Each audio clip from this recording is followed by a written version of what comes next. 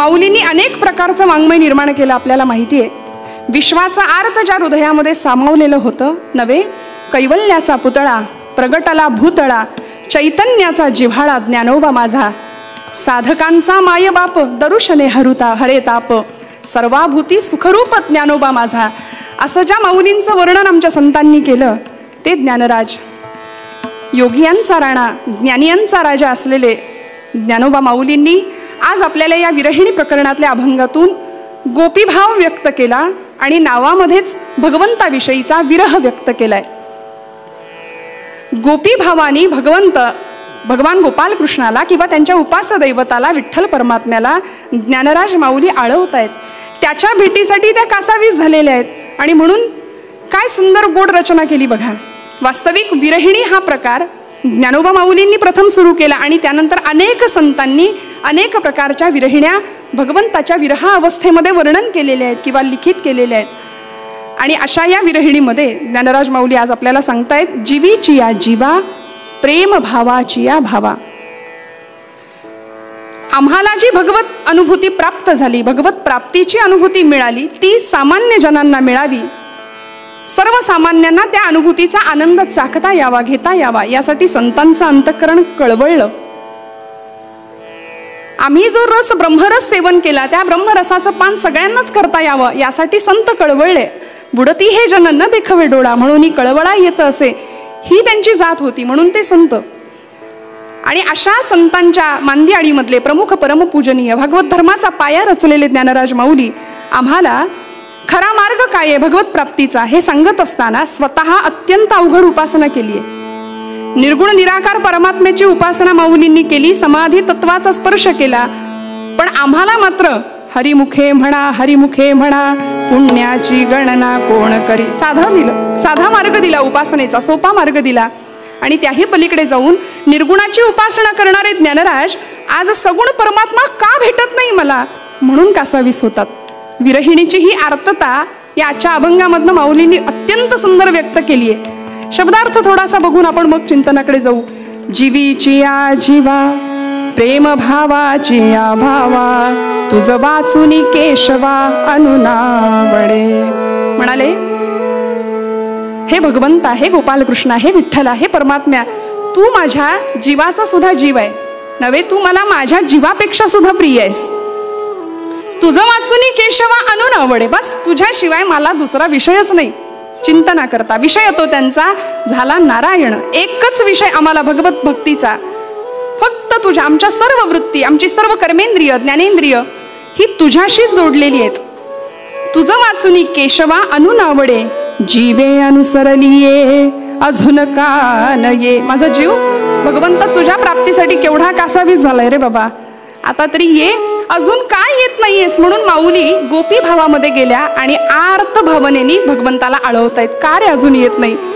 आपल्या सख्यांना त्या सांगतात की वेगी आणावा प्राणू माझा, वेगी आणावा गे सये प्राणू माझा. बरं का ग सख्यांनो, त्या माझ्या प्राण सख्याला तुम्ही घेऊन या माझ्याकडे. असा आर्त भाव, विरह भाव माऊली व्यक्त करतायत. आणि तो कसा आहे, सौभाग्य सुंदरू लावण्य सागरू. माझ्या सौभाग्याचं माझं सौभाग्य एवढं मोठं आहे की त्या लावण्याचा लळा मला लागला. माझं सौभाग्य किती सुंदर आहे त्याचं काय वर्णन करावं. त्या लावण्याची कास मी धरली आणि असा तो विठ्ठल किंवा असा तो परमात्मा मला भेटावा म्हणून माझा जीव कासावीस होतोय. का? कारण तो माझा जीवाचा जीव आहे, जीवापेक्षाही तो मला प्रिय आहे. शब्दार्थ माऊली आम्हाला हा सांगतात, पण त्या पलीकडचा अर्थ माऊलींना आम्हाला सांगायचा आहे. जीवीची या जीवा, भगवंतांनी आम्हाला मनुष्य देह घालून मनुष्य देह रूपाने जन्माला घातलं. 84 लक्ष योनी मात्रांमध्ये मनुष्य देह आम्हाला दिला. पण त्या देहाला किंमत कुठपर्यंत आहे श्रोते हो. त्या देहाला किंमत तोवरच आहे जोपर्यंत त्या देहामध्ये जीव आहे. त्या जीवाला आम्ही प्राणशक्ती असं म्हणतो किंवा ते आत्मतत्व चैतन्य शक्ती असं म्हणतो. मग त्या जीवातलं दे चैतन्य आहे ना, जी चेतना आहे, त्या चैतन्य शक्तीला माऊली म्हणतात की तू माझ्या जीवाचा सुद्धा जीव आहेस. तो आहे म्हणून आम्ही सगळे व्यवहार करतोय. तो जर निघून गेला तर माणसं म्हणतात उचला. या देहाला काहीच किंमत राहत नाही. जोपर्यंत ती प्राणशक्ती आहे तोपर्यंत देहाचे सगळे व्यवहार चालू आहेत. नाती गोती आपतेष्ट मित्र परिवार घर बंगला पैसा अडका सगळं चालू आहे. कुठपर्यंत? जोपर्यंत तो आहे तोपर्यंत. तो निघून गेला की काय होतं? विवेक चूडामणीमध्ये भगवत पूज्य आद्य शंकराचार्य म्हणतात, देह स्त्री पुत्र मित्र अनुचर हय वृषास्तोष हे दुर्ममेत्थम सर्वे स्वायुर्नयन्ति प्रथित मलममीमांस येह येते जीवन्ति येन व्यवहरन्ति पटवः येन सौभाग्य भाज्यः तं प्राणाधीशमन्तर्गतमृतममुं नैव मीमांसयन्ति. सद्गुरुनाथ महाराज की जय. तम प्राणाधीशम अंतर्गतम अमृतम अमुम नैव मीमांसयन्ति. तो प्राणाधीश सगळं सोडून निघून गेला या देहाला, तर हा जीव व्यवहार कसा करेल? या देहाची 3 चिमट्या राखच होणार आहे शेवटी. पण दुर्दैव असं आहे की आम्ही त्याला न ओळखता, माऊली म्हणते, या हृदयामध्ये मी रामू असता सर्व सुखांचा आरामू परिभ्रांतासी कामू विषयांवरी. कशाला भ्रांत चित्त आपण व्हायचं? तो भगवंत इथे आहे, त्याला दुर्दैवाने आम्ही ओळखत नाही आणि आम्ही सगळीकडे बाहेर सुख शोधण्याचा प्रयत्न करतो आणि वाट्याला येतं ते दुःख. आणि मग माणूस आयुष्यभर कणतच राहतो. आमचं काहीच चांगलं नाही या भावनेमध्ये अपेक्षा ठेवतो, आयुष्यभर दुःख वाट्याला येतं आणि मग सतत आम्ही गाऱ्हाणी गात राहतो, आयुष्याविषयी तक्रार करत राहतो. एक जण ब्रह्मचैतन्य महाराजांकडे गेला आणि महाराजांना म्हणाला, महाराज काय सांगू, मुलगा ऐकतच नाही म्हणाले. महाराज मंदस्मित केलं आणि त्याला म्हणाले, बाबा रे वय किती तुमचं आता? तो म्हणाला 70 वर्ष. महाराज सांगायचं बंद करा म्हणाले. आता आम्ही किती अपेक्षा ठेवतो आमच्याच आयुष्याकडून, आमच्याच नातेवाईकांकडून, आणि भगवंताकडे आम्ही गाऱ्हाणी गातो, तक्रारी करतो, वाट्याला येतं दुःख. जो सुखरूप आहे त्याच्याकडे आम्ही सुख मागायचं नव्हे, त्यालाच खरं तर संतांनी मागितलंय. आम्ही काय करतो माहितीये, आम्ही त्याच्याकडून सगळं मागतो पण आम्ही त्याला नाही मागत. कारण तो जर आम्हाला मिळाला तर भौतिक अशी केवढी मोठी तडजोड आम्हाला करावी लागेल. आम्हाला देव नकोय, आम्हाला देवाकडून सगळं हवंय. म्हणून माऊली म्हणतात की माझ्या जीवाचा तू जीव आहे, ती आतली चैतन्य शक्ती आहे ना, तिचा मला लळा लागलाय, तिच्यासाठी मी कासावीस झालोय. म्हणजे काय तर हे परमात्म्या, तुझ्यापासून माझा अंश, मी तुझाच अंश आहे ना, तर या आत्म्याचं त्या परमात्म्याशी मिलन व्हावं, बस एवढी माझी अपेक्षा आहे. जीवे अनुसरलीये अजून का नये, वेगी आणावा तो सये प्राणू माझा. आणि तो माझा भगवंत कसा आहे, सौभाग्य सुंदरू लावण्य सागरू, असा तो माझा भगवंत लावण्याचा सागर आहे. सौभाग्य सुंदरू असलेला परमात्मा तो मला भेटावा, ही माऊलींची अपेक्षा आहे. गोपी भावामध्ये या विरहावस्थेचं वर्णन माऊली आम्हाला या अभंगातून करतात ना श्रोते हो. किती श्रेष्ठ आहे गोपी भाव. भगवत प्राप्तीची तळमळ किंवा संत भेटीची ओढ जर इतक्या आर्ततेने आणि इतक्या तळमळीने लागत असेल ना, तर परमार्थ मार्गाचं ध्येय आमच्यापासून दूर मुळीच राहणार नाही, हे निश्चित आहे. आम्हाला 9 भक्ती प्रकार माहिती आहेत. भागवतामध्ये भक्त प्रल्हादानी हिरण्यकश्यपूला सांगत असताना 9विधा भक्ती प्रकारांचं वर्णन केलं. श्रवणम कीर्तनम विष्णू स्मरणम पादसेवनम अर्चनम वंदनम दास्यम सख्यम आत्मनिवेदनम. म्हणाले 9विधा भक्ती कुठल्या आहेत आम्हाला सगळ्यांना माहिती. श्रवण भक्ती पहिली आहे. श्रवणम कीर्तनम विष्णू स्मरणम हे 9 प्रकार जरी आम्हाला भक्तीचे माहीत असले ना, तरी या पलीकडे जाऊन आज ज्यांचं चरित्र आपण ऐकणार आहोत ते मधुराद्वैताचार्य संत श्रेष्ठ श्री गुलाबराव महाराज यांनी भक्तीचे 16 प्रकार सांगितले हो. भक्तीचे 9 प्रकार आम्हाला माहिती आहेत, भागवतामध्ये आम्हाला ते माहिती आहेत, पण भक्तीचे 16 प्रकार महाराज सांगत असताना या 9विधा भक्ती प्रकारातल्या प्रमुख पहिल्या 8 भक्ती म्हणजे श्रवणम कीर्तनम विष्णू स्मरणम पादसेवनम अर्चनम वंदनम दास्यम सख्यम या 8 भक्ती या गौणी प्रकारामध्ये मोडतात. महाराजांनी त्याचे सुंदर विश्लेषण केलंय. गौणी भक्ती, मध्यमा भक्ती आणि पराभक्ती असं विश्लेषण महाराजांनी केलंय. या 9विधा भक्ती गौणी भक्तीमध्ये मोडतात. मग मध्यमा भक्तीमध्ये आत्मनिवेदन भक्तीचा समावेश महाराजांनी केलाय की ज्या भक्तीमध्ये लालन भक्ती आणि वात्सल्य भक्तीचा समावेश आहे. भगवंताप्रतीचा वात्सल्य भाव जसा आमच्या यशोदा मैयाचा होता, तू माझा पुत्र आहेस, इतका सुंदर भाव होता यशोदा मातेचा भगवंताची भक्ती करताना. आणि माधुर्य भाव म्हणून जी पराभक्ती असा जो 3रा प्रकार महाराजांनी सांगितला, त्याच्यामध्ये माधुर्य भक्तीचा समावेश गुलाबराव महाराजांनी केला. ज्या भक्तीमध्ये या सगळ्या भक्ती अनस्यूत आहेत, या सगळ्या भक्तींचा समावेश एका माधुर्य भावाच्या भक्तीमध्ये होतो. म्हणून माधुर्य भाव सर्वश्रेष्ठ का आहे हे सांगत असताना आपल्या अवताराचं प्रयोजनच गुलाबराव महाराज हे सांगत होते की जगामध्ये माधुर्य भावाची स्थापना करणं, माधुर्य भक्ती प्रतिष्ठित करणं, याकरता मी आलोय. पण दुर्दैवाने आज आम्हाला असं वाटतं की बाकीच्या सगळ्या प्रकारांनी जर भगवंत प्राप्त होतोय तर मधुरा भक्तीची आवश्यकता काय आणि नेमकं काय आहे काय त्या मधुरा भक्तीमध्ये. कुणी केली हो ही मधुरा भक्ती? आमच्या संत श्रेष्ठ मीराबाई, आमचे चैतन्य महाप्रभू, नरसी मेहता, रामकृष्ण परमहंस, नवे ब्रह्म चैतन्य महाराजांचे गुरु तुकामाई. मधुरा भक्ती देहपुरुषाचा पण स्त्री भावाचा अंतःकरण, स्त्री भावाने भगवंताची पूजा करणं. मीराबाईचा भगवत भक्तिभाव एवढा विलक्षण होता, अत्युच्च अशी परमोच्च अवस्था होती. किती उत्कट भाव. मग अशा भक्ताला भगवंत काय करतो? गीतेचा 10वा अध्याय, तेषां सततयुक्तानां भजतां प्रीतिपूर्वकम. जो भक्त माझी अत्यंत प्रीतियुक्त उपासना करतो, जो मला सतत भजतोय, ददामि बुद्धियोगंतम येन माम उपयांति ते. भगवंत अशा भक्ताला आत्मज्ञानाची संपत्ती बहाल करतात. जीव ब्रह्मैक्याचा आत्मसाक्षात्कार ज्या भक्ताला अनुभवायला मिळाला त्या भक्तासाठी भगवंत काय करतो? माऊलींच्या या ज्ञानेश्वरीमध्ये माऊलींनी सुद्धा उल्लेख केलाय. अर्जुना गातो भक्तू तोची मुक्तू तोची योगू, तो वल्लभामी कांतू ऐसे करी. तो वल्लभामी कांतू. भगवंत म्हणतात हे सगळं जग प्रकृती आहे आणि मी पुरुष आहे. सगळं जग स्त्री रूपाने नटलेलं आहे आणि म्हणून अशा भक्ताचा मी पती सुद्धा होतो. इतकं गोड नातं भगवंत अशा भक्तासोबत वर्णन करतात किंवा ते मांडतात. आणि या भक्ताच्या आणि भगवंताच्या नात्याला वेगळी उपमा देता येत नाही, त्या शब्दात वर्णन करता येत नाही. मीराबाई काय म्हणतात हो, काय भक्तीची अवस्था होती? ऐसी लागी लगन मीरा हो गई मगन, ऐसी लागी लगन मीरा हो गई मगन, वो तो गली गली हरी गुन गाने लगी. ऐसी लागी लगन मीरा हो गई मगन, वो तो गली गली हरी गुन गाने लगी. ऐसी लागी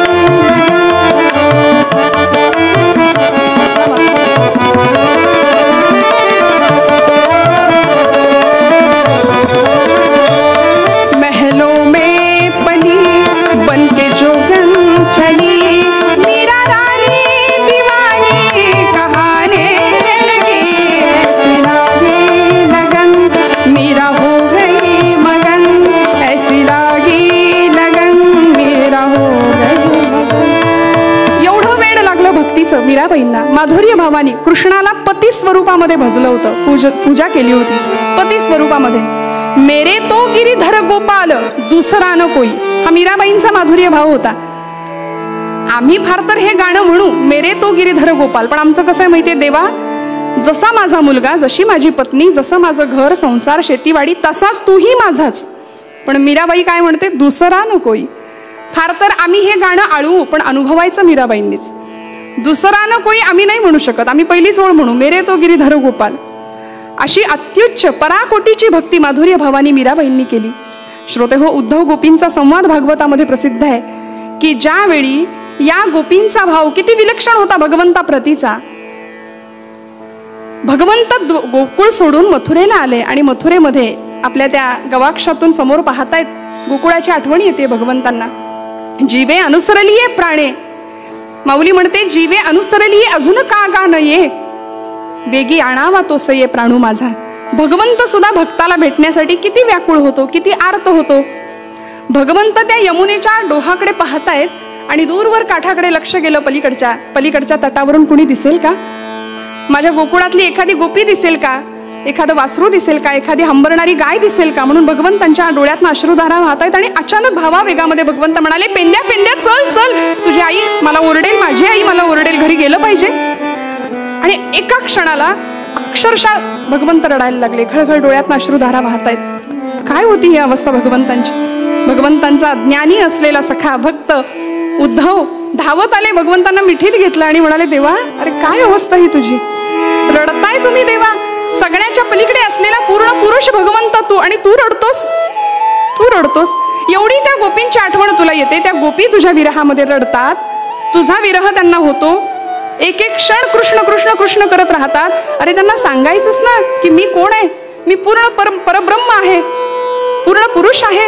ही सगळी लीला केली होती, मी सांगायचं ना त्यांना. खरं ज्ञान त्यांना तू द्यायला हवं होतं. भगवंत मनात विचार करतात हीच संधी आहे. चालेल म्हणाले उद्धवा, असं कर ना, तूच जाना आणि तूच माझ्या गोपींना भक्तीपेक्षा ज्ञान कसं श्रेष्ठ हे तूच पटवून सांग. आणि उद्धव निघाले. जाताना भगवंतांनी आपली कपडे परिधान करायला दिली होती उद्धवाला. भगवंतांचं रूप आणि गुण सुद्धा अगदी तसेच. इतका प्रिय सखा भगवंतांचा. ज्ञानी भक्त होता पण प्रेम भक्ती जवळ नव्हती. म्हणून या उद्धवानी रथामध्ये स्वार होऊन गोकुळाच्या दिशेने प्रस्थान केलं. आणि गोकुळामध्ये आल्यानंतर समोरचं दृश्य पाहिलं मात्र सगळी गोकुळ नगरी गोकुळाच्या त्या मातीचा धुळीचा कण कण कृष्ण कृष्ण जय कृष्ण कृष्ण जय कृष्ण कृष्ण जय कृष्ण कृष्ण जय कृष्ण कृष्ण जय कृष्ण कृष्ण कृष्ण जय कृष्ण. गोकुळामध्ये प्रवेश केल्याबरोबर सगळं कृष्णमय झालेलं वातावरण, धुळीचा कण कण कृष्ण कृष्ण कृष्ण नाद ऐकू येत होता कानावरती. वेड्यासारख्या गोपी इकडे तिकडे धावत होत्या. काय होतं हे प्रेम. यशोदा मातेकडे पाहिलं उद्धवानी. वेडीपशी झालेली यशोदा माता यमुनेच्या दिशेने धावतीये. माझा कृष्ण आहे का, माझा कृष्ण आलाय का. उद्धवाला पाहिलं, धावत आली. नंदबाबा सामोरे आले. नंदबाबांची काया कृष्ण झालेली, क्षीण झालेलं शरीर. पण उद्धवांनी हे भक्ती प्रेम पाहिल्याबरोबर उद्धव नंदबाबांना आणि यशोदा मातेला सांगतायत की काय कृष्ण कृष्ण करत बसलात. अहो तो गेला, त्याची ती लीला होती, त्याची लीला होती. त्यांनी सगुण रूपामध्ये येऊन तुमच्यासाठी या सगळ्या चेष्टा केल्या, या लीला केल्या. पण वास्तविक ते परब्रह्म आहे. तो तुमचा पुत्र नाही, तो तुमचा सखा नाही, कुणीच नाहीये. तो या सगळ्याच्या पलीकडचा आहे. नंद बाबा हसले उद्धवाकडे बघून, म्हणाले आम्हाला वाटलं तू समजदार आहे, तू ज्ञानी आहेस, तुला कळतं फार, असं आम्हाला वाटत होतं म्हणाले. पण उद्धवा ठीक आहे, आम्ही चुकलो. तू असं म्हणतोस ना की आम्ही चुकलोय, पण मला सांग भगवंत कधी चुकतो का रे. परब्रह्म कधी चुकू शकतं. जर तो परब्रह्म आहे असं तुम्ही म्हणता तर परब्रह्म कधी चुकेल. उद्धव म्हणाले नाही नाही, भगवंत कधीच चुकू शकत नाही. हो ना, मग आता ऐक. 1001 नाही 1000 वेळा आई बाबा म्हणून त्यांनी आम्हाला हाका मारल्यात. देव म्हणावा असा एकही गुण आम्हाला त्याच्यात दिसला नाही, कारण तो उत्तम चोऱ्या करायचा, खोटं बोलायचा. आणि तो कसा परब्रह्म, तो आमचा पुत्र नाही, तुम्ही असे कसं म्हणता. नाही समजूत घालता आली उद्धवांना. पुन्हा बाहेर गोपींच्याकडे गेले आणि गोपींकडे गेल्यानंतर काय अवस्था आहे. गोपींचा तो भाव पाहिला मात्र डोळ्यातनं घळघळ अश्रुधारा वाहत आहेत कृष्णाच्या विरहामध्ये, आठवणीमध्ये. उद्धवांनी गोपींना समजावण्याचा प्रयत्न करावा की बाई ग, हे सोडा सगळं, आता रडणं थांबवा. खरं ज्ञान काय आहे हे समजून घ्या. हा कृष्ण म्हणजे साक्षात परब्रह्म आहे आणि त्याच्या भक्तीमध्ये एवढ्या विड्यापिशा झाल्यात. खरं ज्ञान तुम्ही करून घ्या. तेव्हा गोपी म्हणाले त्याने काय होईल आम्हाला सांगा. उद्धव म्हणाले त्यानं काय होईल, स्वर्ग सुखाचा लाभ तुम्हाला प्राप्त होईल, तुम्ही स्वर्ग सुखाला पात्र व्हाल. गोपी म्हणाल्या एवढंच ना, तर असं स्वर्ग सुख आम्ही नाकारतो जिथे आम्हाला कृष्णाचं चिंतन करता येत नाही, किंवा जिथे आम्हाला कृष्णाच्या विरहाचं सुख अनुभवता येत नाही, ते स्वर्ग सुख सुद्धा आम्ही नाकारतो. म्हणाले नको आम्हाला ते स्वर्ग सुख. का, कारण श्याम तन श्याम मन श्याम ही हमारो धन, आठो याम उधोजी हमें श्याम से ही काम है. श्याम मती श्याम गति श्याम ही है प्राणपति,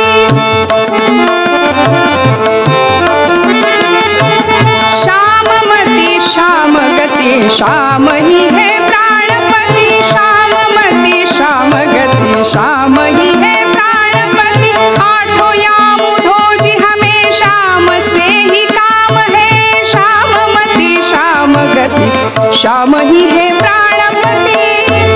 उधोजी तुम भये बोरे पाती लेकर आए दोरे, सुर जोग कहा राखे यहाँ रोम रोम राम है.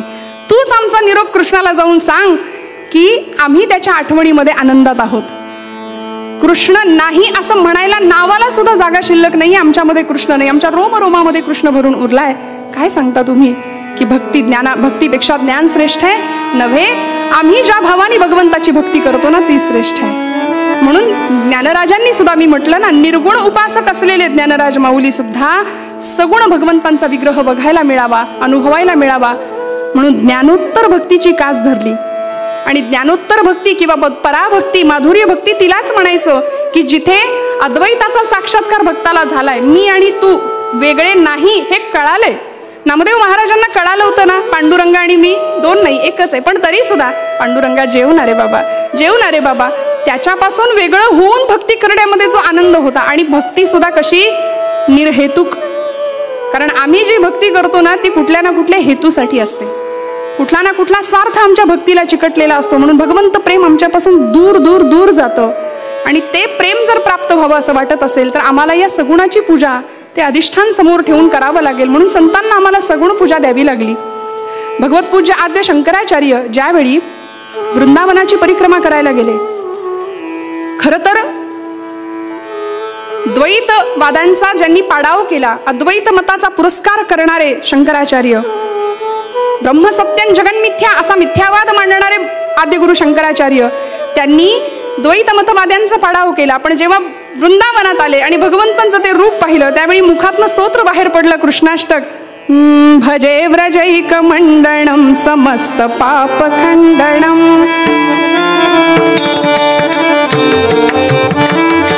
भजे व्रजैक मंडणम समस्त पाप खंडणम, स्वभक्त चित्तरंजनम सदैव नंदनंदनम. भजे व्रजैक मंडणम समस्त पाप खंडणम, स्वभक्त चित्तरंजनम सदैव नंदनंदन. सुपिच्छ गुच्छ मस्तकम सुनाद वेणुहस्तकम, सुपिच्छ गुच्छ मस्तकम सुनाद वेणुहस्तकम, अनंग रंग सागरम नमामि नंद बालकम. भजे व्रजैक मंडणम.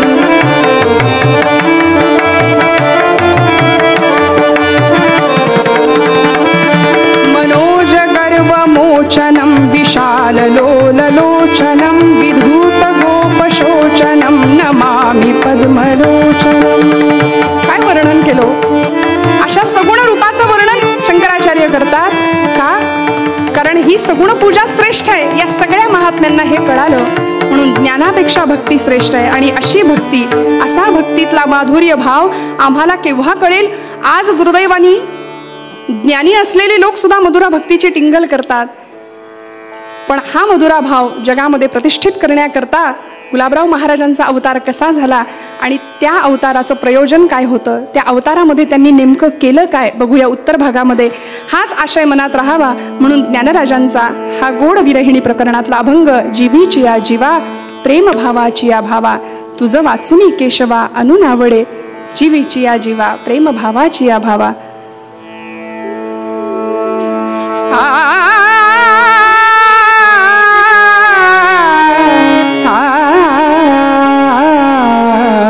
जीवीची या जीवा प्रेम भावाची या भावा, जीवीची या जीवा, जीवीची या जीवा प्रेम भावाची या भावा, जीवीची या जीवा प्रेम भावाची या भावा, जीवीची या.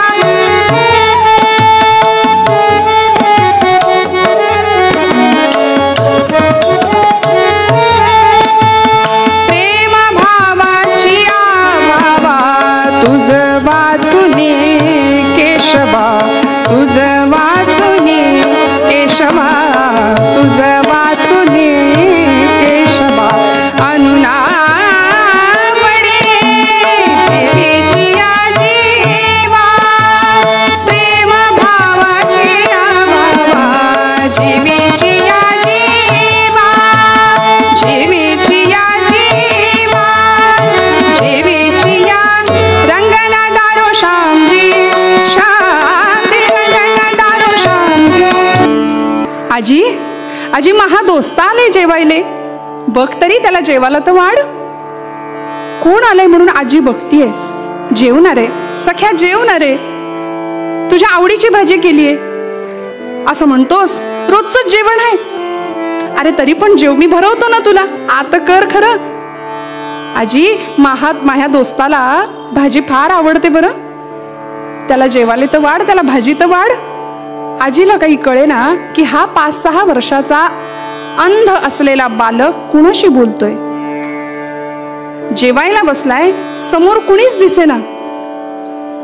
घरातल्या सगळ्या मंडळींना प्रश्न पडायचा की हा लहान पोर कुणाशी बोलतोय, तरी कुणाशी, कुणाला घास भरवतोय. आणि घरातल्या लोकांनी त्याला विचारावं, बाबा रे कोण आलंय तुझ्यासोबत जेवायला, कोण आहे तुझ्या समोर.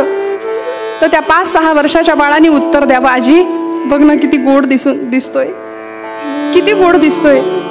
हातामध्ये गोड बासरी घेऊन बसलाय, गोड बासरीचं वादन करतोय. कानामध्ये कुंडल आहेत, पायामध्ये वाक्य आहेत. आणि असा तो भगवंत कपाळाला चंदनाचा टिळा लावून आलाय माझ्या समोर. आजी तुला दिसत नाही का माझा कृष्ण कसा आहे. अगं किती सुंदर दिसतो ते बघ तरी. रूपे सुंदर सावळा गे माये, रूपे सुंदर सावळा गे माये, सावळा गे माये. आजी बघ तरी ग, मी घास भरवतोय आणि तो आ करतोय, काय गोड दिसतोय. मला असं वाटतंय की वृंदावनातून इकडे चाला की काय थेट हातामध्ये बासरी घेऊन. सावळा गे माये, रूपे सुंदर सावळा गे माये, सावळा गे माये. वेणू वाजवी वृंदावना, वेणू वाजवी वृंदावना.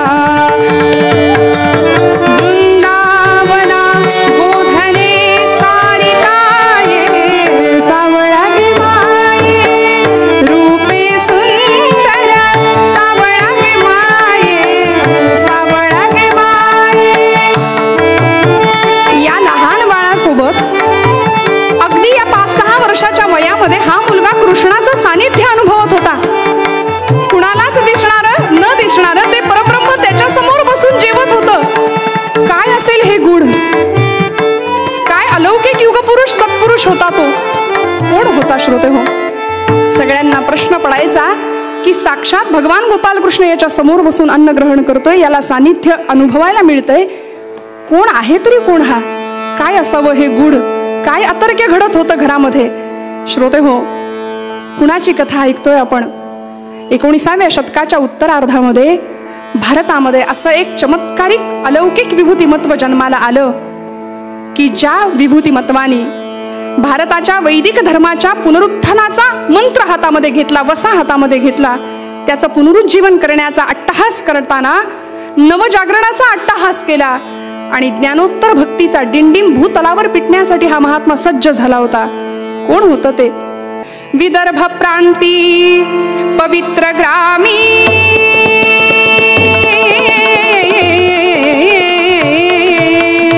विदर्भ प्रांती पवित्र ग्रामी नाम असे माधान.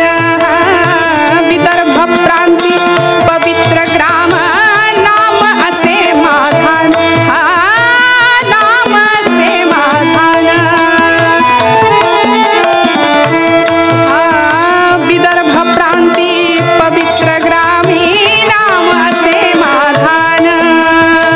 तिथे जन्मला प्रज्ञाचक्षु, तिथे जन्मला प्रज्ञाचक्षु, तिथे जन्मला प्रज्ञाचक्षु, तिथे जन्मला प्रज्ञाचक्षु. युग संजीवनी धान राम साधुजी, राम राजा राम राहोजी. आणि असा तो युगपुरुष मधुराद्वैताचार्य प्रज्ञाचक्षु संत श्रेष्ठ श्री गुलाबराव महाराज या नावानी विदर्भातल्या पयोषणी नदीच्या काठी वसणारं माधान नावाचं गाव आणि त्या गावातले पाटील घराणं की जे घराणं आतिथ्यशील होतं, धर्मशील होतं, धर्मपरायण होतं. घरामध्ये शिवपूजा आणि विष्णुपूजा, हरिहरोपासना एकत्रच होत होती. आणि अशा कुळामध्ये शुद्ध बीजापोटी फळे रसाळ गोमटी या न्यायाने जन्म झाला. आषाढ शुद्ध द्वादशीचा दिवस 1881 साल, अगदी अलीकडचे संत श्रोते हो. जन्म झाला या बाळाचा. वडील गोंदूजी पाटील आणि आईचं नाव आलोकाबाई. अशा दिव्य दाम्पत्याच्या पोटी जन्म झाला आणि माधानकरांना अक्षरशः आनंदाची दिवाळी अनुभवायला मिळाली. माधानकरांच्या वाड्यामध्ये गोकुळीचं सुख लोकांना अनुभवायला मिळालं. माधानच्या प्रत्येक घराघरामध्ये साखर वाटली गेली. बाळ जन्मला, बाळ कृष्ण जन्मला, काय आनंद होता. बाळ जन्मला, बाळ कृष्ण जन्मला, बाळ जन्मला, बाळ कृष्ण जन्मला, आनंदी आनंद आनंद झाला, आनंदी आनंद आनंद झाला, बाळ जन्मला, बाळ कृष्ण जन्मला.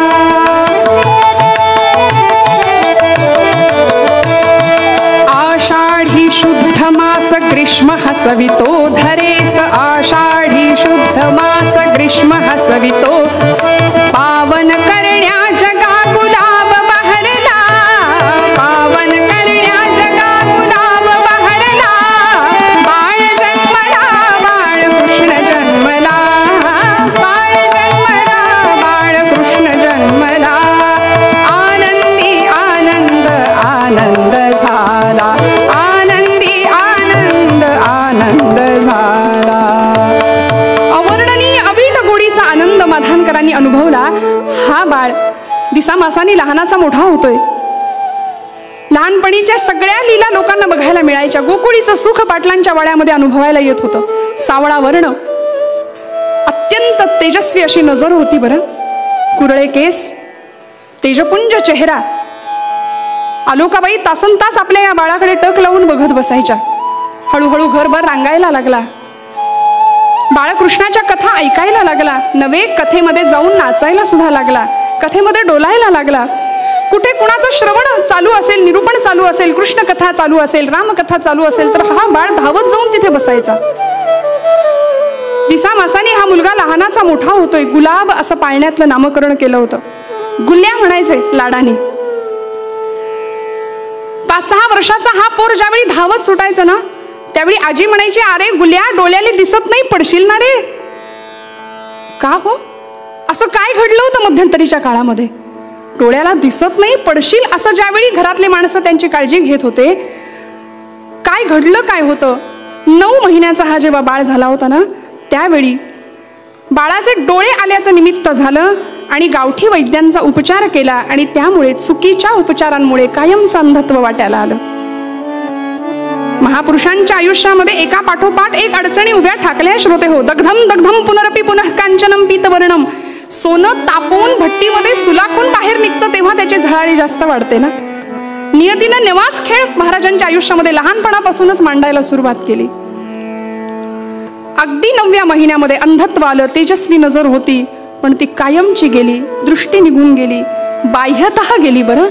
बाह्यतः हा शब्द मुद्दाम वापरते कारण अंतःचक्षुंनी, प्रज्ञाचक्षुंनी सगळं जग हा मुलगा पाहत होता. त्यामुळं कुणावरही अवलंबून नव्हता. कधीच नाही. कधीच कुणाच्या आधाराने जीवन पुढचं जगला नाही. आणि असं करता करता 4 वर्षाचं वय झालं आणि 4थ्या वर्षी मातृछत्र हरपलं. आई निघून गेली. बाळंतपणाच्या आजाराने आई निघून गेली. आणि अशा आंधळ्या असलेल्या पोराला आईचं छत्र नाहीये. मग अशा मुलाला कोण सांभाळणार? कोण सांभाळणार? तर या मुलाला आलोकाबाईंच्या माहेरी, म्हणजे माधानपासून जवळच असलेलं लोणी टाकळी नावाचं गाव, तिथे पाठवलं. आजीला बाई म्हणायचा. आणि या आजी बरोबर राहत असताना पुढचा काळ अत्यंत सुंदर गेलाय महाराजांचा. हा गुल्या आजीकडे अनेक प्रकारचे हट्ट करायचा. लोणीमध्ये अनेक सवंगडी त्याला मिळाले. अनेक सवंगडी मिळाले. त्या सवंगड्यांबरोबर गोपाळकाला करावा. देऊळवाड्याजवळ असलेल्या पूर्णा नदीच्या पात्रामध्ये मनसोक्त डुंबावं. गावामध्ये फिरणाऱ्या माकडांच्या मागे वाकुल्या दाखवत फिरणं. गिल्ली दांडू खेळणं, हुतुतू, आटापाट्या, सुरपारंब्या सगळे खेळ तरवेज. आणि त्याचबरोबर लहान वयामध्ये ध्यान साधना, नामस्मरण, या सगळ्यांची विशेष गोडी या बालकाला होती. त्यामुळे याचं असामान्यत्व लोकांच्या लक्षात आल्यापासून राहिलं नाही बरं. अलौकिक होतं बालपण सुद्धा. कारण या गुलाबाचं बालपण कधी संपलंच नाही. याला तारुण्याचे काटे कधी आले नाहीत. विश्वचालकाच्या ठिकाणी अनेकविध नात्यांनी त्यांनी आपलं नातं प्रस्थापित केलं होतं. वृद्धापकाळी येणारं अंधत्व त्याला कधीच आलं नाही. काय होतं हे अलौकिक चरित्र, काय होतं हे अलौकिक विभूतिमत्व. आजी बरोबर वास्तव्य करत असताना लोणी टाकळीमध्ये राहिले. पण काही दिवसांनी 5व्या 6व्या वर्षी आपल्या वडिलांनी, गोंदोजी पाटलांनी गुलाबला आपल्या स्वगृही परत आणलं. माधानला पाटलांच्या वाड्यावर गुलाब राहू लागला आणि आल्याबरोबर घरामध्ये विलक्षण परिस्थितीला सामोरं जावं लागत होतं. याचं कारण वडिलांनी म्हणजे गोंदोजी पाटलांनी द्वितीय विवाह केला होता. अलोकाबाईंच्या निधनानंतर दुसरा विवाह केला. भागीरथीबाई नावाची पत्नी घरामध्ये आणली. पण ही भागीरथी म्हणजे महाराजांच्या आयुष्यामध्ये कैकेयीची भूमिका बजावणारी ठरली. हो, लहानपणापासून आधीच दृष्टी गेलेली, आईचं छत्र हरपलेलं आणि त्यानंतर अशा सावत्र आईच्या जाचाला सामोरा जाणारा हा बाळ दिसामासाने मोठा होतोय, अनेकविध अनुभवांना सामोरा जातोय. पण त्याच वेळी ज्ञानपिपासू वृत्ती वाढीस लागली, ज्ञान तृष्णा वाढीस लागली. ज्ञानाची भूक इतकी वाढत गेली की जे काही मिळेल ते स्वाहा होत गेलं, जे काही मिळेल ते अंतःकरणामध्ये ठासत गेलं. गावातल्या काही निवडक मंडळींकडून अनेक ग्रंथांचं वाचन तो ऐकायचा कानाने. कुणाला तरी तो वाचवून दाखवायला लावायचा, वाचून दाखवायला सांगायचा. कुणी वाचन केलं तर ते अतिशय मन लावून श्रवण करायचं, विश्लेषणात्मक त्या गोष्टींचा अभ्यास करायचा. अत्यंत दुर्मिळ असलेले ग्रंथ, हरिविजय असू दे, पांडव प्रताप असू दे, या ग्रंथांचं संकलन करायचं, जवळ ठेवायचे. आणि असा छंद लागला की डोक्यावरती एक ग्रंथ पेटी बनवली. त्या पेटीमध्ये अनेकविध प्रकारचे ग्रंथ घेतले आणि हा बालक, हा युगपुरुष डोक्यावरती पेटी घेऊन गावोगाव फिरायचा ग्रंथ गोळा करण्यासाठी, योग्य अधिकारी माणसांकडून ते ग्रंथ श्रवण करण्यासाठी, त्या ग्रंथांचा विश्लेषणात्मक अभ्यास करण्यासाठी. आणि ही ज्ञानतृष्णा इतकी वाढत गेली, हळूहळू स्वयंस्फूर्त काव्य प्रतिभेचा बहर यायला लागला. शेजारी कोणी जात्यावर दळण दळतंय असं वाटायला लागलं की धावत तिकडे जावं. कृष्ण भक्तीची लालसा मनामध्ये उत्पन्न होत होती. मी सांगितल्याप्रमाणे अगदी लहान वयापासून कृष्णाचं सानिध्य हा महात्मा अनुभवत होता. त्यामुळे जात्याची घरघर कानावर आली की धावत जावं, तिथल्या त्या एखाद्या सौभाग्यवती स्त्री बरोबर, एखाद्या महिलेबरोबर जात्यावर दळण दळायला सुरुवात करावी. आणि दळण दळत असताना काव्य प्रतिभेला उधाण यायचं. दळण दळा या सखे निसून घेई ग, दळण दळा या सखे निसून देई ग, जेविना कृष्ण माझा, जेविना कृष्ण खडा न लागो काही ग, जेविना कृष्ण खडा न लागो काही ग, दळण सुख कर एका श्रीकृष्णासाठी ग, दळण सुख कर एका श्रीकृष्णासाठी ग, जेविना कृष्ण खडा न लागो काही ग, हो जेविना कृष्ण खडा न लागो काही ग. जात्यावर गोड आवाजामध्ये ओव्या गाव्यात. आणि असा हा गुलाब लहानाचा मोठा होतोय. स्वयंस्फूर्त काव्य प्रतिभेला उधाण यायचं, अनेक प्रकारचं साहित्य हातातून निर्माण होत होतं. आणि त्याच वेळी वडील गोंदोजी आणि काका राघोजी काका या दोघांनी मिळून त्याचं वाढतं वय लक्षात घेतलं, परमार्थातली त्याची गोडी लक्षात घेतली. आणि हा जर याच मार्गाला कायमचा लागला तर आपला प्रपंच कसा करणार, गावाची पाटीलकी कशी सांभाळणार याची चिंता लागलेल्या या दोघांनी, काका आणि वडिलांनी, गुलाबराव महाराजांचा अगदी 10व्या 12व्या वर्षी विवाह निश्चित करायचं ठरवलं. वधू संशोधनाचं काम सुरू झालं आणि माधानपासून जवळ असलेल्या आखातवाडा नावाच्या गावची गणोजी भुयारांची मुलगी पूर्णा नावाची, पूर्णा नदी जवळ म्हणून तिचं नाव पूर्णा ठेवलेलं. ही पूर्णेची लेक म्हणून पूर्णी म्हणायचे तिला. 8 वर्षांची ही पूर्णा वज्रचुडे मंडित होऊन गुलाबराव महाराजांच्या आयुष्यामध्ये आली. महाराजांनी तिचं मनकर्णिका असं नामकरण केलं लग्नानंतर. मनकर्णिका या आईसाहेब महाराजांच्या आयुष्याला एवढ्या अनुकूल ठरल्या की महाराजांच्या परमार्थ मार्गामध्ये सहधर्मचारिणी बनून आपली भूमिका बजावत होत्या. कुठेही अडकटी नाही.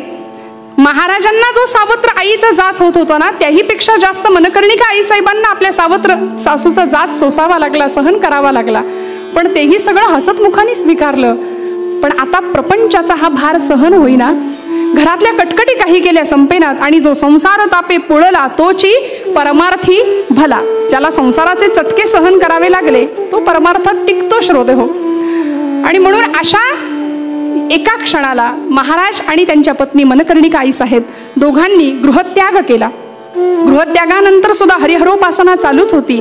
एकादशी, सोमवार, महाशिवरात्री अनेक कडकडीत उपास निष्ठेने चालू होते. आणि आता श्रीकृष्ण भक्तीची ओढ लागली, ज्ञानेश्वर प्राप्तीची ओढ लागली. मला परमार्थ मार्गामध्ये जर मार्गदर्शन करणारं कोणी असेल तर माऊलीसारखं समर्थ दुसरं कोणी भेटणार नाही, हा दृढ विश्वास मनामध्ये निश्चित झाला. आणि माऊलींच्या भेटीची ओढ लागली. कधी एकदा आळंदीला जाईन, कधी एकदा त्या ज्ञानियांच्या राजाला भेटेन, कधी माझ्या ज्ञानाबाईला भेटेन, असं झालं. कार्तिक शुद्ध एकादशीचा दिवस होता.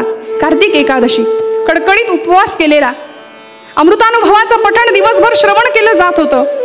संध्याकाळची वेळ, गीतेचा 18वा अध्याय निष्काम कर्मयोगावरती निरूपण महाराजांनी केलं.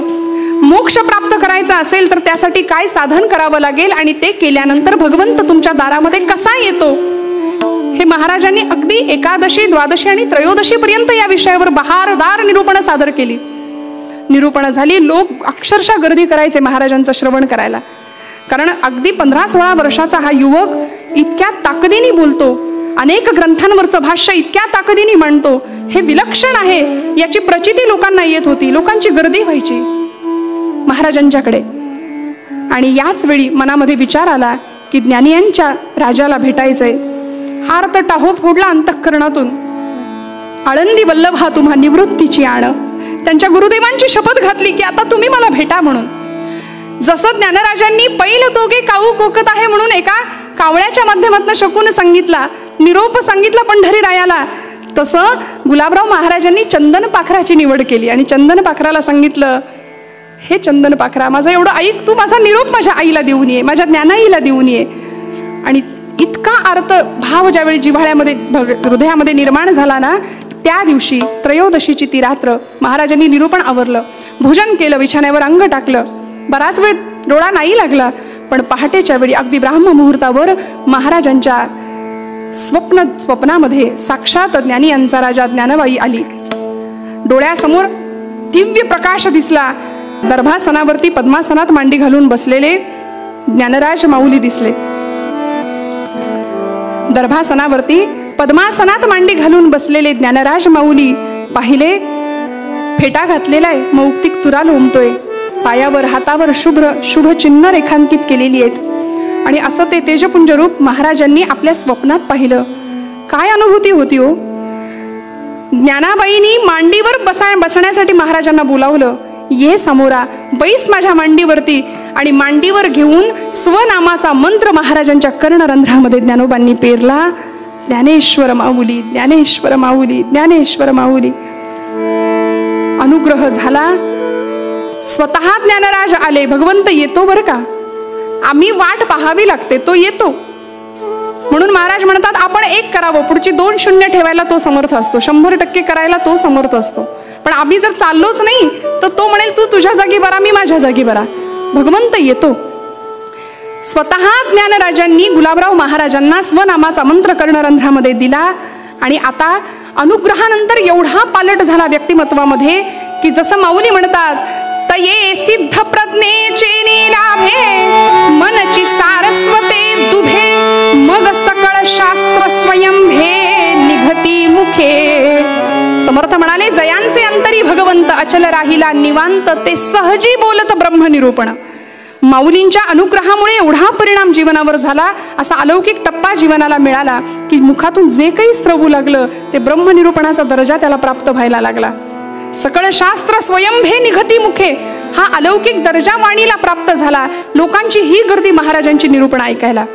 महाराजांसोबत मणिकर्णिकाबाईंनी सुद्धा वाचाशुद्धी, भाषाशुद्धी शिकून घेतली महाराजांकडून. ध्यानयोग कसा साधायचा हे महाराजांकडून शिकून घेतलं. स्वप्न दृष्टांतामध्ये झालेल्या अनुग्रहानंतर आळंदीला जाण्याचे वेध लागले आणि महाराज आणि मनकर्णिका आईसाहेब आळंदीला गेल्या. माऊलींचं दर्शन घेतलं गाभाऱ्यामध्ये जाऊन. डोळ्यात अष्टसात्विक धारा वाहत होत्या. आणि आळंदीच्या मुक्कामामध्ये महाराजांनी अत्यंत गोड बहारदार अशी निरूपणं केली. महाराजांच्या प्रवचनाचा, निरूपणाचा, कीर्तनाचा लाभ सगळ्या आळंदीकरांना त्यावेळी झाला होता. आणि या घटनेनंतर या त्यांच्या ज्ञानाईनी महाराजांचा विवाह लावून दिला. कुणाशी? भगवान गोपालकृष्णांशी. तुम्ही म्हणाल हे कसं शक्य आहे? तेच तर आपण पूर्वरंगात ऐकलं श्रोते हो. माधुर्य भावानी केलेली भक्ती काय होती? स्वतः माऊली माधुर्य उपासक होते, ज्ञानराज माऊली. आपल्या या बाळाचं लग्न लावून दिलं साक्षात भगवान गोपालकृष्णांशी. आणि आता जीवनामध्ये ज्ञानेश कन्या आणि कृष्ण पत्नी या भावानी स्थिर झाले गुलाबराव महाराज.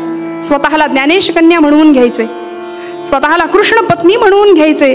त्या कृष्णाची मी पत्नी आहे म्हणून कृष्ण जन्मोत्सव, म्हणजे आधी एकादशी शिवरात्री होतीच, पण आता त्याच्यामध्ये कृष्ण जन्माष्टमीची भर पडली. आणि याही पेक्षा कृष्णावरच्या अतीव प्रेमाचं प्रतीक म्हणून गुलाबराव महाराजांनी मधुराद्वैत संप्रदायाची स्थापना केली. या मधुराद्वैत संप्रदायाला अनेकविध उत्सव देऊ केले. आजही ते उत्सव फार मोठ्या प्रमाणात केले जातात. मग ती कृष्ण जन्माष्टमी असू दे, कार्तिक शुद्ध द्वादशीचा म्हणजे तुळशी विवाहाचा उत्सव असू दे, आणि याही पेक्षा भागवतामध्ये दशमस्कंधामध्ये ज्या एका व्रताचा उल्लेख केलेला आहे की जे व्रत देवर्षी नारदांनी गोपिकांना सांगितलं की श्रीकृष्णाचं प्रेम मिळावं, श्रीकृष्ण पती स्वरूपामध्ये लाभावा, यासाठी काय उपासना करायची? तर कात्यायनी व्रतोत्सव महाराजांनी सुरू केला. या कात्यायनी व्रताच्या प्रसंगामध्ये चरित्रामध्ये वर्णन आहे श्रोते हो. महाराजांनी त्या पूर्णेच्या पात्रामध्ये देऊळवाड्यामध्ये पहिलं कात्यायनी व्रत महाराजांनी केलं, कात्यायनी व्रतोत्सव केला. पूर्णेच्या पात्रामध्ये स्नान करून आले, स्त्रीवेश महाराजांनी परिधान केला होता. माधुर्य भावामध्ये हेच तर आहे. सगळं जग स्त्री रूपाने नटलेलं आहे आणि एकटा पुरुष म्हणजे तो परब्रह्म आहे. ही भक्ती कुणालाही साधत नाही, ही भक्ती कुणालाही सहजासहजी मिळत नाही. अर्जुनाला मिळाली होती. अर्जुनाने आग्रह धरला, भगवंता मला तुझी रासक्रीडा दाखव. त्यावेळी भगवंत म्हणाले, हे असं तसं नाही, साधं सोपं नाही, तुला माझ्याबरोबर यावं लागेल. एका सरोवरामध्ये नेलं, त्याला स्नान करायला सांगितलं. स्त्री वेशामध्ये अर्जुन समोर उभा टाकला होता. भगवंत पुरुष आणि अर्जुन स्त्री. आता रासक्रीडा करूया म्हणाले, आता खेळूया रास. नरसिंह मेहतांच्या चरित्रामध्ये असं वर्णन आहे की नरसिंह मेहतांना सुद्धा ज्यावेळी भगवान शंकर प्रसन्न झाले त्यावेळी भगवान शंकरांनी विचारलं होतं की तुला काय देऊ, बोल. नरसिंह मेहता म्हणाले, भगवंता तुम्हाला जी गोष्ट सगळ्यात प्रिय आहे ना ती मला द्या. भगवंतांनी स्त्री वेशामध्ये नरसिंह मेहताला दर्शन दिलं होतं भगवान शंकरांनी.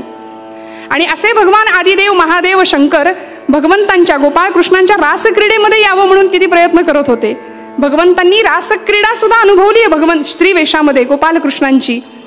त्याच पद्धतीनं, अगदी त्याच पद्धतीने या गुलाबराव महाराजांनी सुद्धा स्त्रीवेश परिधान केला, जरीकाठी लुगडं परिधान केलं, कपाळाला उभं कुंकू लावलं, गळ्यामध्ये मंगळसूत्र, हातामध्ये हिरवा चुडा भरलाय, पायात जोडव्या घातल्यात आणि असं सौभाग्याचं लेणं परिधान केलेले महाराज कात्यायनी व्रताची अगदी विधिवत पूजा करायला बसलेत. ते व्रत यथासांग पार पडलं. प्रेमाचा करू कळस, हरिस अर्पू ब्रह्मरस, कृष्णपदी सावकाश, भृंगी होऊ चला महाराजांचं काव्य आहे. या व्रतानंतर सगळ्या गोपिका महाराजांच्या सोबत फेर धरून नाचायच्या, फुगड्या घालायच्या, गोपाळ काला तिथे व्हायचा. कृष्ण जन्माष्टमीचा उत्सव सुद्धा अगदी याचप्रमाणे. कृष्ण जन्म आला की महाराजांची अगदी उत्सवाची लगबग असायची, तयारी असायची. मग अगदी विधिवत सांगोपांग उपचारांनी कृष्ण जन्माष्टमीचा उत्सव पार पडायचा. लोकांना प्रश्न पडायचे.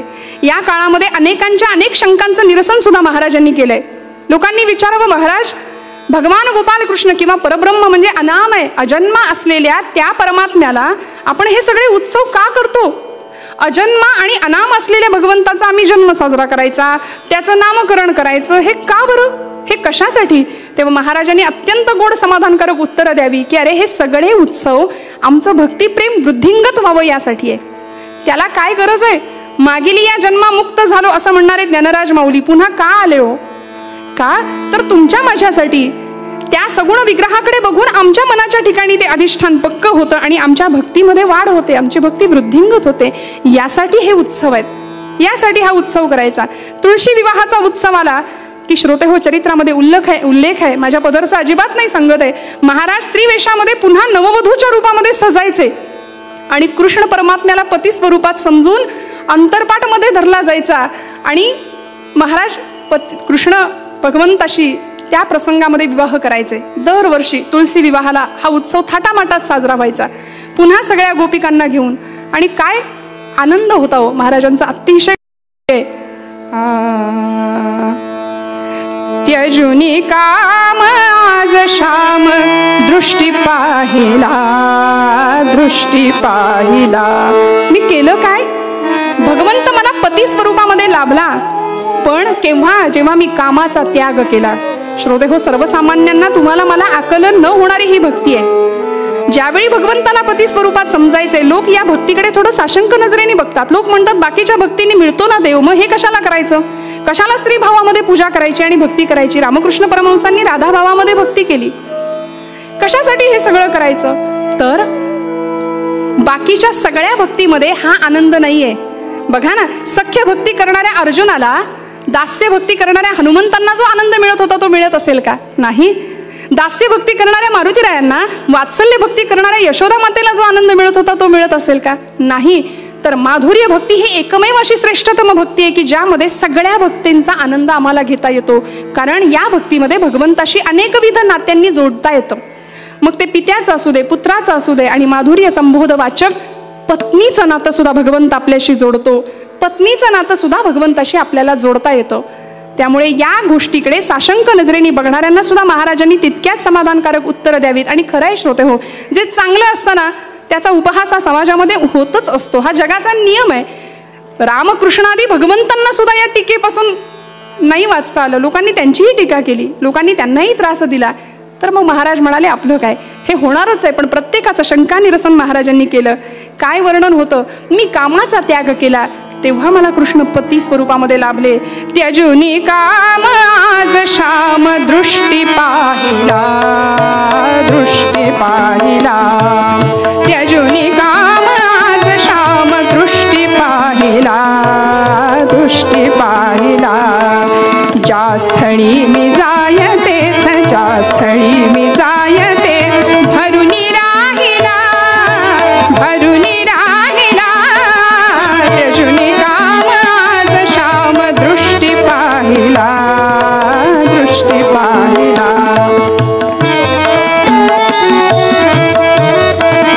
बाबा मुरडुनी या उलटविली नयन बाहुली. महाराज म्हणायचे कृष्णाला, भगवंता ठाऊक मी तुम्हा आंधळी गवळण, मी तुमची गवळण आहे. स्वतःला पंचलतिका गोपी असं नामविधान दिलं होतं. मी पंचलतिका नावाची गोपी आहे. आणि गोपाल कृष्णाला म्हणायचे ठाऊक मी तुम्हा आंधळी गवळण, मला दूर नाही लोटायचं. मी आंधळी आहे म्हणून काय झालं? ठाऊक मी तुम्हा आंधळी गवळण.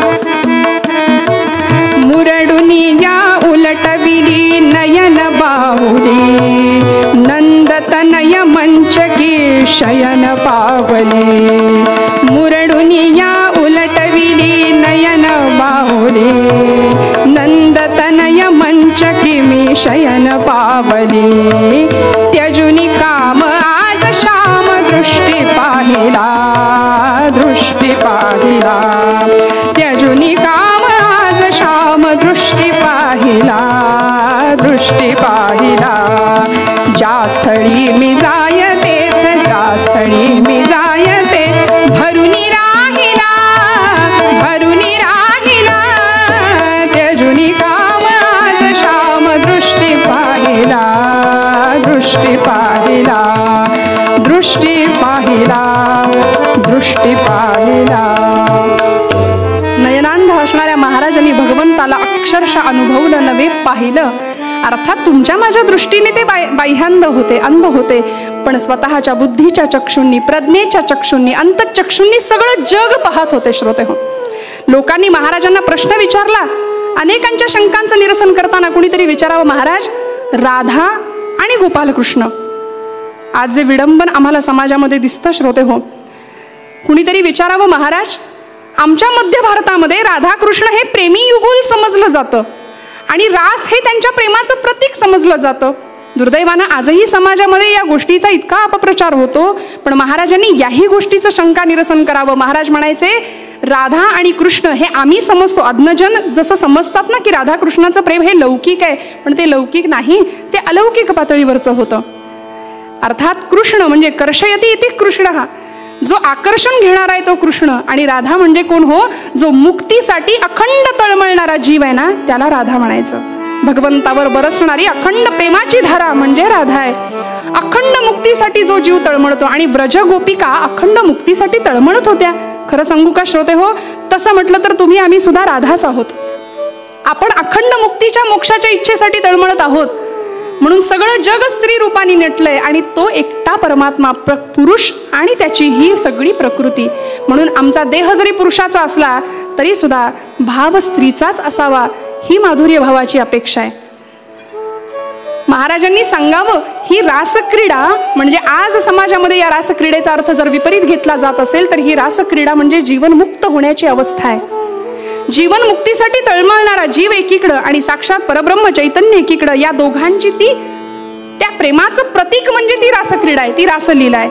आणि भगवंतांनी वृंदावनामध्ये ही रासलीला केली.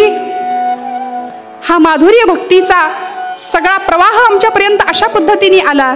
गुलाबराव महाराजांनी फक्त या भक्तीचं पुनरुज्जीवन केलं, लोकांपर्यंत ती भक्ती साध्या सोप्या स्वरूपामध्ये मांडली. ही पूर्वा काळापासून चालत आलेली भक्ती आणि अशी ही भक्ती किती श्रेष्ठ आहे हे सांगत असताना गुलाबराव महाराजांनी अवघं आयुष्य, किती आयुष्य हो, 1881 सालचा महाराजांचा जन्म आणि 1915 सालचा महाराजांचा निर्याण आहे. या 35 वर्षांच्या काळामध्ये महाराजांनी काय दिलं जगाला? वैदिक धर्माचं पुनरुत्थान तर केलंच, पण श्रुती स्मृती पुराण, महाराष्ट्र संस्कृत वाङ्मय, अरबी वाङ्मय, फारशी वाङ्मय, अनेकविध धर्म, जैन धर्म असू दे, लिंगायत धर्म असू दे, फारसी धर्म असू दे, नवे पाश्चात्य तत्वज्ञान असू दे, वैद्यकशास्त्र, गणितशास्त्र, मीमांसाशास्त्र, विज्ञान, भक्तिशास्त्र, अनेकविध म्हणजे मी तर म्हणते सूर्याखाली ज्या ज्या गोष्टी आहेत त्या सगळ्या गोष्टींचा उहापोह महाराजांनी आपल्या साहित्यामध्ये केलाय. हरिभाऊ केवले नावाचे महाराजांचे एक निकटवर्तीय शिष्य होते. त्यांनी महाराजांचं हे सगळं साहित्य लिहून घेण्याचा प्रयत्न, महाराज बोलत होते, हे लिहून घेत होते, पण अशा कितीतरी गोष्टी असतील की त्या काळाच्या ओघात विरून गेल्या. ते सगळं लिपिबद्ध लेखणीने नाही बद्ध करता आलं, पण आज तरी सुद्धा 130च्या संख्येमध्ये महाराजांचे ग्रंथ आज उपस्थित आहेत की जे खरंच आमच्या अनेक प्रश्नांच्या शंकांचं निरसन करणारे आहेत. असं गुलाबराव महाराजांचं कार्य. मी म्हटलं ना की या महाराजांचं बालपण कधी संपलं नाही, या गुलाबाला कधी काटे, तारुण्याचे काटे कधी आले नाहीत, वृद्धापकाळी येणारं अंधत्व यांना कधी आलं नाही, त्या विश्वचालकाशी जुळलेल्या अंतरीचा सूर कधी थांबला नाही, कारण विश्वचालकाच्या ठिकाणी कृष्ण पत्नी आणि ज्ञानेश कन्या या भावाने ती स्थित होते. अर्थात हे गूढ काय आहे हे जर आम्हाला कळायचं असेल ना तर माऊलींनी पूर्वरंगामध्ये जे सांगितलंय, जीवीचिया जीवा प्रेम भावाचिया भावा, तो आम्हाला भाव जागा करावा लागेल. त्या जीवाच्या जीवाला म्हणजे आमच्या आतल्या चैतन्य शक्तीला आम्हाला आळवावं लागेल, उठवावं लागेल, नवे जागृत करावं लागेल. तेव्हाच आम्हाला महाराजांच्या अलौकिक आणि गूढ अतर्क्य अशा व्यक्तित्वाचं दर्शन घडल्याशिवाय राहणार नाही. त्यांच्या रूपाने एक अलौकिक भाष्यकार, धर्मग्रंथाचा भाष्यकार महाराष्ट्राला नव्हे सगळ्या जगाला लाभला. जगाला ललामभूत असणारं हे चरित्र या निमित्ताने मला मांडता आलं. आपल्या समोर झालेली सेवा अर्पण करते आणि याच आशयाने माऊली सुद्धा आपल्या पूर्वरंगाच्या या मूळ अभंगासाठी, या विरहिणीसाठी हाच आशय आम्हाला देतात.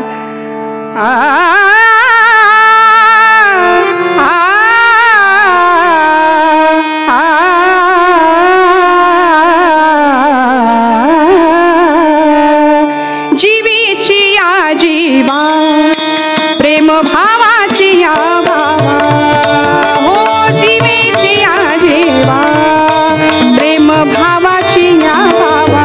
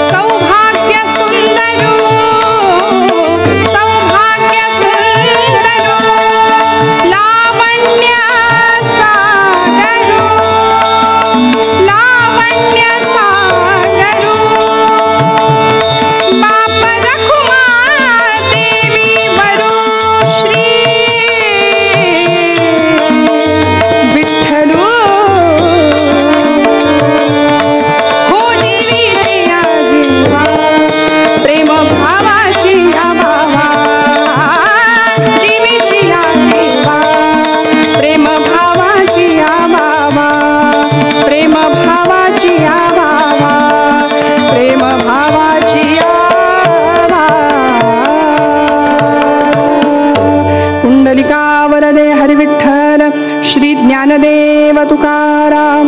पंढरीनाथ महाराज की जय. गोपाल कृष्ण भगवान की जय.